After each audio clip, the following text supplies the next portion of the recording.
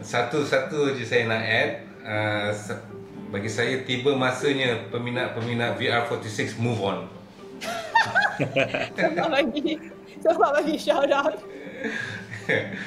Okay, because that's the reality lah. I mean, Marc Marquez is a totally different kind of rider. I mean, both VR46, Valentino is a great, iconic rider, but dari segi, but I think Marc Marquez is the next level. Of course kita boleh tahu benda ni Marc Marquez lah, sebab based on the data dia dah sampai kemenangan yang sama 90, sama dengan Angel Neto.